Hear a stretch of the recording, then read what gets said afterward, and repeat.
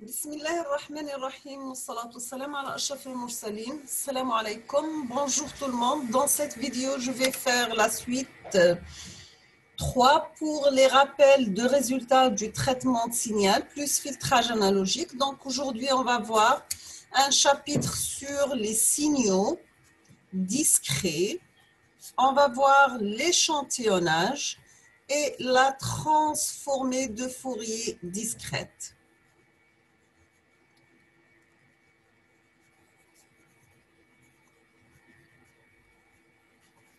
On va commencer par l'introduction de l'échantillonnage. Nous avons que les signaux porteurs d'informations sont donnés sous forme analogique. Donc, pour pouvoir les traiter numériquement par ordinateur ou bien par un circuit numérique spécialisé, on doit les mettre sous forme adaptée à un traitement qui est le traitement numérique. Ceci nous conduit à effectuer 2 opérations. La première opération, c'est bien l'échantillonnage. La deuxième, c'est la quantification. Donc, on va faire numérisation en utilisant des convertisseurs analogiques numériques. La définition, nous avons échantillonné un signal continu x de t. C'est représenter x de t en un nombre discret de points pour t égale à kTe, sachant que TE, c'est la période de l'échantillonnage. Nous avons la fréquence d'échantillonnage FE qui est égale à l'inverse de la période d'échantillonnage. Donc, j'ai le signal x de t à travers un amplificateur et on va multiplier par Dirac TE, donc j'aurai X échantillonné égale au signal d'entrée X de TE par la fonction d'échantillonnage. Donc XE échantillonné égale à XK TE. Sachant que TE, c'est une période. Donc Dirac de T, TE, la peine égale, c'est une somme de Dirac de T moins K par TE. Maintenant, si on va parler du spectre d'un signal discret, nous avons STE dt, c'est une somme de Cn exponentielle Gn oméga T oméga E par T. Donc, j'aurai Cn égale à 1 sur la période d'échantillonnage, un intégral qui varie moins TE sur 2 jusqu'à plus TE sur 2 par Dirac de T exponentielle moins Gn oméga E par T. À la fin, j'aurai que dire le signal échantillonné égale une somme qui varie de moins l'infini à plus l'infini de Cn exponentielle Gn oméga E T est égale à 1 sur la période d'échantillonnage fois un multiplicateur, une somme qui varie de moins l'infini à plus l'infini d'exponentielle plus Gn oméga par Te. Donc, nous avons le signal échantillonné x de e qui est égal à 1 sur te, la somme de xt par exponentielle plus gn oméga et a pour transformée de Fourier grand x e de f égale à 1 sur la période d'échantillonnage multiplié par une somme de grand x de f moins n fe. Donc ça, c'est la transformée de Fourier du signal x de t multiplié par l'exponentielle. Donc ça doit être comme un retard domaine fréquentiel.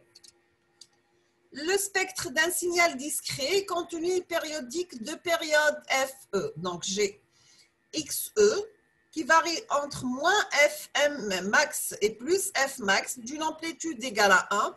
Si on va l'échantillonner, j'aurai une répétition du même signal, mais à d'autres fréquences différentes. Sachant que pour récupérer notre signal x de t, il faut que f max soit inférieur à fe moins f max, donc c'est le théorème d'échantillonnage, ou bien tout simplement, il faut que la fréquence d'échantillonnage soit 2 fois supérieure à 2 fois la fréquence maximale pour éviter le chevauchement entre les signaux. Pour le théorème d'échantillonnage, j'ai un signal x de t à bande limitée, complètement spécifié par des échantillons pris à un taux uniforme plus grand que 2 fois la fréquence maximale. Donc, la fréquence d'échantillonnage soit supérieure ou égale à 2 fois la fréquence maximale. Cinquièmement, pour reconstituer notre signal, on va utiliser un filtre passe-bas. Donc, j'aurai x de f égale à h de f par x échantillonné de f. Donc, x grand X de f ou bien le signal xe de t pour l'entrée. H de f, c'est la réponse fréquentielle de notre filtre et la sortie, c'est grand X de f. Sachant que h de f, c'est la période d'échantillonnage fois rect de f sur 2b parce que c'est la réponse fréquentielle d'un filtre passe-bas. Donc, j'aurai la h de f, c'est la période d'échantillonnage multipliée par rect de f sur la fréquence f d'échantillonnage. On va voir un exemple. On considérer le signal analogique x de t qui est égal à 6 cosinus 10 pi par t. X de t échantillonné à 7 Hz et 14 Hz. Donc, nous avons x de t égale à 6 cosinus 2 pi 5t, sachant que la fréquence maximale est égale à 5 Hz. Parce que nous avons 10 p, donc nous avons 2 oméga pi. D'accord. Donc, la première fréquence égale à 7. Elle est inférieure ou égale à 2 fois la fréquence minimale qui est égale à 10. Donc, je sais que le théorème d'échantillonnage n'existe pas. D'accord. Maintenant, on va passer aux signaux discrets. On va commencer par une définition. On dit qu'un signal discret, c'est une sortie de valeur numérique notée x de t, sachant que k varie compris entre moins l'infini et plus l'infini et appartient au nombre complexe. Nous avons pour la classification des signaux discrets, soit qu'on nous dit signaux pairs ou bien impairs. On dit qu'un signal x de t est pair si nous avons x de t égale à x de moins t. Le deuxième signal x de t est impair, c'est x de t égale à moins x de moins t. Le signal x de k, c'est le signal pair plus le signal impair. Donc, j'ai pour le signal pair égal à 1 demi de x de k plus x de moins k. Le signal impair égal à 1 demi de x de k moins x de moins k. Pour des signaux d'énergie et de puissance, nous avons un signal x de t, c'est un signal d'énergie. C'est l'énergie doit être supérieure à 0.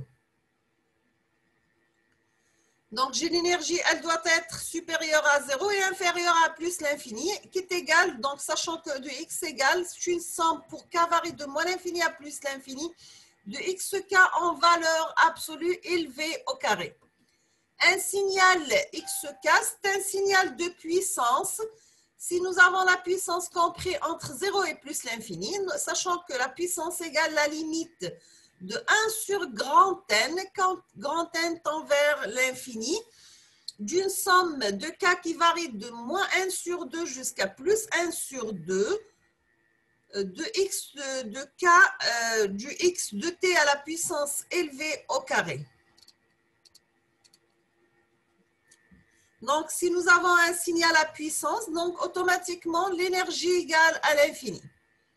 Maintenant, pour les signaux périodiques, un signal x de t est périodique de période grand N. Si nous avons x de t égale à x de k plus n par grand M.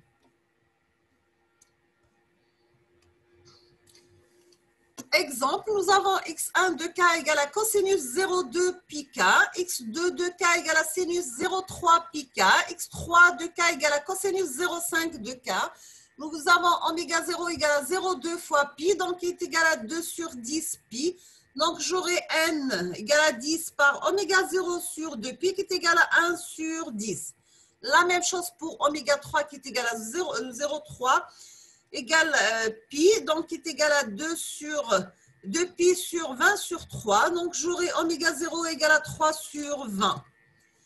Pour oméga 0 et oméga 3 et voilà, oméga 2 égale à 0,5, j'aurai oméga 0 égale à 1 sur 4 pi. Donc, là, il n'appartient pas au nombre complexe, donc c'est un signal apériodique. Maintenant, si nous avons x de k égale à la somme de deux signaux x1 de k plus x2 de k, nous avons pour n égal à n1 pour n2 avec le plus grand nombre de divisions entre 1 et n2. Donc,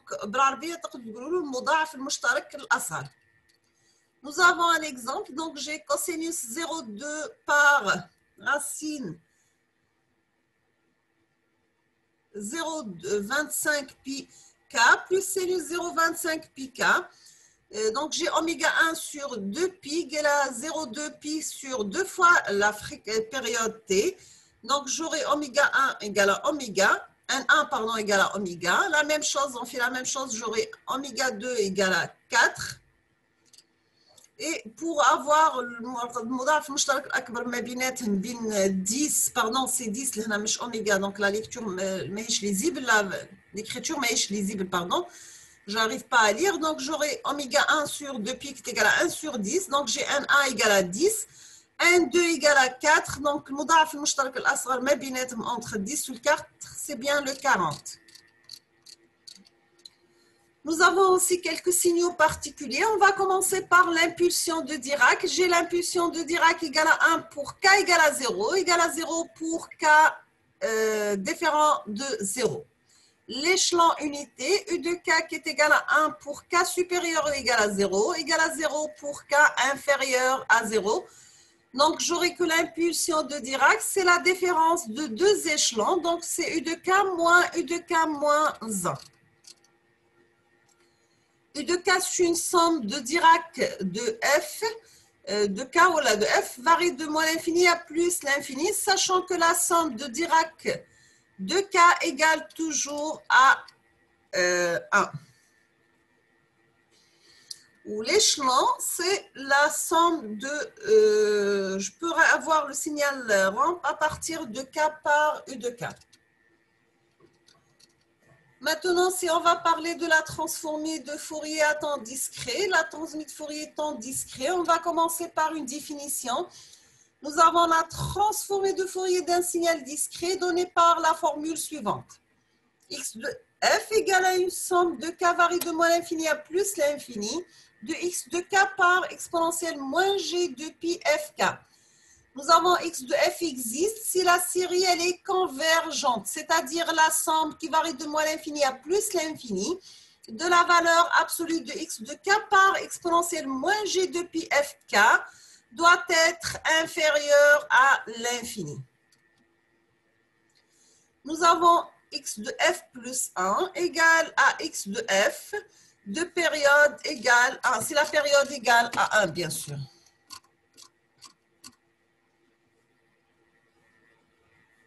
La transformée de Fourier à temps discret inverse est donnée par la formule suivante. X de t égale à l'intégrale de moins 1 demi jusqu'à plus 1 demi de x de f par exponentielle plus g de pi fk d de f. Nous avons un exemple. On vous demande de calculer la transformée de Fourier du signal x de t qui est égal à 1 pour k en valeur absolue, soit inférieure à n ou égale à 1 sur 2. Et 0 ailleurs. Donc, j'aurai x de f, c'est une somme qui varie de moins l'infini à plus l'infini de x de k par exponentielle moins g de pi fk. C'est une somme de moins 1 sur 2 jusqu'à 1 sur 2 de exponentielle moins g de pi fk. D'accord? Donc, si on va poser L égale à k plus 1 sur 2, on va faire un petit changement de variable. À la fin, j'aurai une suite géométrique finie de la forme de exponentielle g pi fn par 1 moins exponentielle moins g de pi f à la puissance 1 plus 1 sur 1 moins exponentielle moins g de pf. Donc, si on a la somme de a à la puissance n, on peut la mettre dans la forme 1 plus a2, ainsi de suite. Quelles sont les propriétés de la transformée de Fourier de la temps discret? Nous avons globalement la transformée de Fourier à temps discret possède les mêmes propriétés que la transformée de Fourier à temps continu. On va commencer par la linéarité. Nous avons alpha x de k plus bêta y de k. A pour transformée de Fourier, alpha x de f plus bêta y de f. Maintenant, pour le décalage, nous avons x de k moins k0, A pour transformée de Fourier, x de f multiplié par exponentielle moins g de pi f, fk0. Et si nous avons x de k par exponentielle moins g de pi f0k, A pour transformée de Fourier grand x de f moins f0. Nous avons aussi le changement d'échelle. Si nous avons x de dk pour alpha k, A pour transmis de Fourier 1 sur alpha en valeur absolue de x de f sur alpha. La multiplication x de k par h de k pour transmis de Fourier grand x de f convolué avec h de f. Pour le théorème de Perceval, c'est pour la conservation d'énergie, c'est-à-dire la valeur de l'énergie dans le domaine temporel reste la même dans le domaine fréquentiel. Donc, j'ai l'énergie de x égale à une somme qui varie de moins l'infini à plus l'infini, de la valeur absolue de x de t élevé au carré, qui est égale à l'intégrale de moins l'infini à plus l'infini, de x de f élevé au carré d de f. Vous avez un exercice, on vous demande de calculer la transformée de Fourier à temps discret du signal x de k qui est égal à ak à la puissance k par u de x. Donc, après calcul, gx de f égale à une somme de x k par exponentielle moins g de pi fk qui est égal à 1 moins a exponentielle moins g de pi f sur 1 moins a exponentielle moins g pi f. On a la puissance k, d'accord? Donc, une suite géométrique infinie, donc qui est égale à 1 en valeur absolue qui est inférieure à 1. Pour le spectre d'amplitude, donc c'est la valeur absolue de x de f qui est égale à 1 moins alpha cosinus de pi f plus ga sinus de pi f. Donc, c'est 1 moins la partie réelle élevée au carré plus la partie imaginaire élevée au carré tarte la racine. Pour le spectre de face, c'est moins arc tangente la partie imaginaire sur la partie réelle. Dans notre cas, nous avons la partie imaginaire égale à A sinus de pi f et notre partie réelle égale à 1 moins A cosinus de pi f. Donc, nous sommes à la fin de la vidéo. La prochaine vidéo, Inch'Allah, on va faire la suite. Donc, on va faire chapitre 4. C'est bien la transformée de Fourier discrète. Donc, je vous remercie infiniment pour votre attention. N'hésitez pas si vous avez des questions ou bien des remarques et à la prochaine vidéo, Inch'Allah. Merci.